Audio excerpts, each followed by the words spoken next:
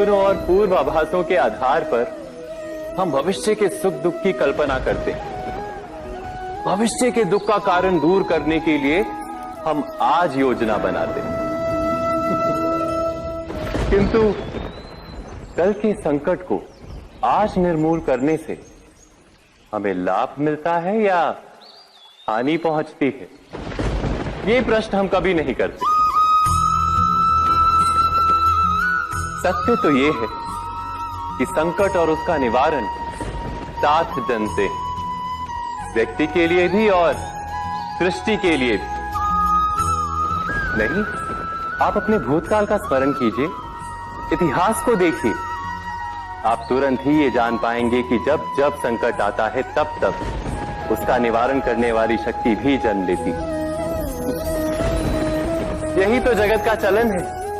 वस्तुतः संकट ही शक्ति के जन्म का कारण है। प्रत्येक व्यक्ति जब संकट से निकलता है तो एक पद आगे बढ़ा होता है, अधिक चमकता है, आत्मविश्वास से अधिक भरा होता है, न केवल अपने लिए अपितु विश्व के लिए भी। क्या ये सत्य नहीं? वास्तव में संकट का जन्म है एक अवसर का जन्म, अपने आप को बदलने का अवसर, अपने विचारों को ऊंचाई पर करने का अवसर, अपनी आत्मा को बलवान और ज्ञान मंडित बनाने का अवसर। जो ये कर पाता है उसे कोई संकट नहीं होता, किंतु जो ये नहीं कर पाता वो तो स्वयं एक संकट है विश्व के लिए। विचार कीजिए।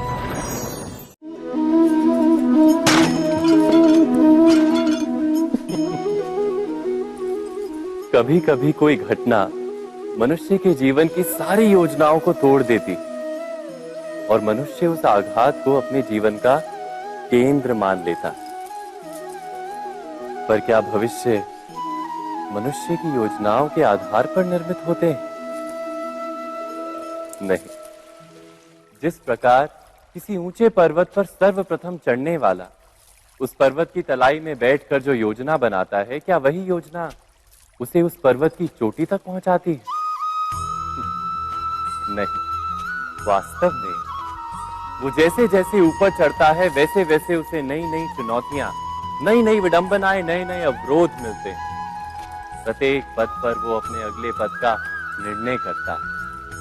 प्रत्येक पद पर उसे अपनी योजनाओं को बदलना पड़ता है। कहीं पुरानी योजना उसे खाई में ना ढकेल दे। वो पर्वत को अपने योग्य नहीं बना पाता, केवल स्वयं को पर्वत के योग्य बना सकता है। क्या जीवन के साथ भी ऐसा ही नहीं? जब मनुष्य जीवन में किसी एक चुनौती को, एक अवरोध को अपने जीवन का केंद्र मान लेता है, अपने जीवन की गति को ही रोक देता है, तो वो अपने जीवन में सफल नहीं बन पाता और ना ही सुख और शांति प्राप्त कर पाता। अर्थात जीवन को अपने योग्य बनाने के बदले स्वयं अपने को जीवन के योग्य बनाना ही सफलता और सुख का एकमात्र मार्ग नहीं। स्वयं विचार कीजिए।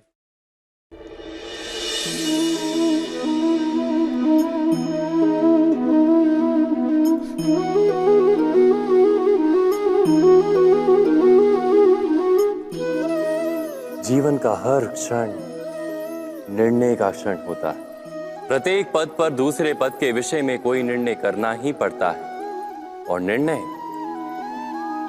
निर्णय अपना प्रभाव छोड़ जाता है। आज किए गए निर्णय भविष्य में सुख अथवा दुख निर्मित करते हैं, ना केवल अपने लिए, अपने परिवार के लिए भी, आने वाली पीढ़ियों के लिए भी। जब कोई दुविधा सामने आती है तो मन व्याकुल हो जाता है, अनिश्चय से भर जाता है। निर्णय का वो क्षण युद्ध बन जाता है और मन बन जाता है युद्ध भूमि। अधिकतर निर्णय हम दुविधा का उपाय करने के लिए नहीं, केवल मन को शांत करने के लिए लेते हैं। पर क्या कोई दौड़ते हुए भोजन कर सकता है? नहीं। तो क्या युद्ध से जूझता हुआ मन कोई योग्य निर्णय ले पाएगा? वास्तव में शांत मन से जब कोई निर्णय करता है तो अपने लिए सुखद भविष्य बनाता है, किंतु अपने मन को शांत करने के लिए जब कोई निर्णय करता है तो वो व्यक्ति भविष्य में अपने लिए कांटों भरा वृक्ष लगाता है। स्वयं विचार कीजिएगा।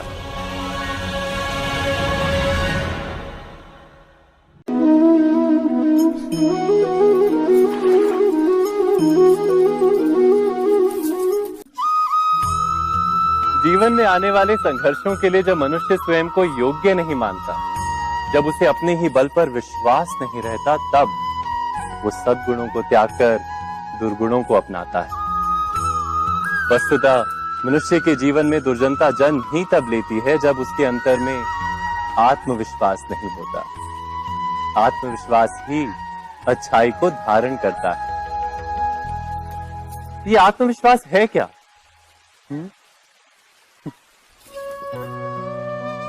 जब मनुष्य ये मानता है कि जीवन का संघर्ष उसे दुर्बल बनाता है, तो उसे अपने ऊपर विश्वास नहीं रहता। वो संघर्ष के पार जाने के बदले संघर्ष से छूटने के उपाय ढूंढने लगता है। किंतु जब वो ये समझता है कि ये संघर्ष उसे अधिक शक्तिशाली बनाते हैं, ठीक जैसे व्यायाम करने से देह की शक्ति बढ़ती, तो प्रत्येक संघर्ष के साथ उसका उत्साह बढ़ता है। अर्थात आत्मविश्वास और कुछ भी नहीं, मन की स्थिति, जीवन को देखने का दृष्टिकोण मात्र है। और जीवन का दृष्टिकोण तो मनुष्य के अपने वश में होता है। स्वयं विचार कीजिए।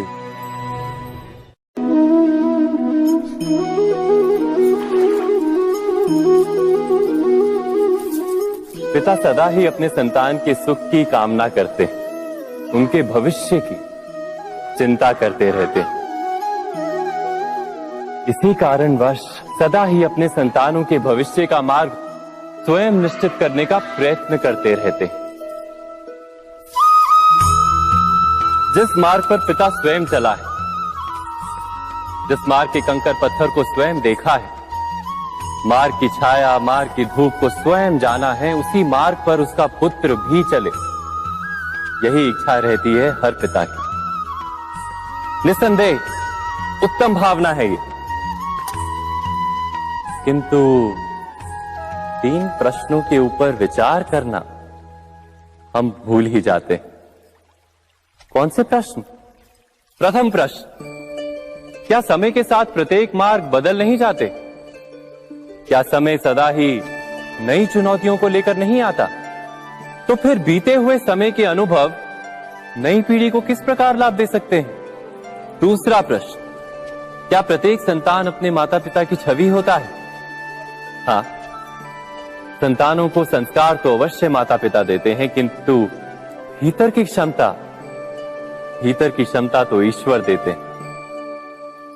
तो जिस मार्ग पर पिता को सफलता मिली है, विश्वास है कि उसी मार्ग पर उसकी संतानों को भी सफलता और सुख प्राप्त होगा।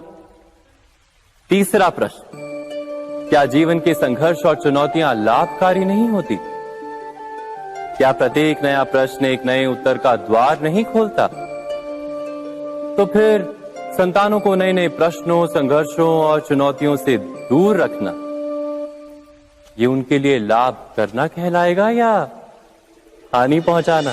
अर्थात जिस प्रकार संतान के भविष्य का निर्माण करने के बदले उसके चरित्र का निर्माण करना श्रेष्ठ है, वैसे संतानों के जीवन का मार्ग निश्चित करने के बदले उन्हें नए संघर्षों के साथ जूझने के लिए मनोबल व ज्ञान देना अधिक लाभदायक नहीं होगा? स्वयं विचार कीजिए।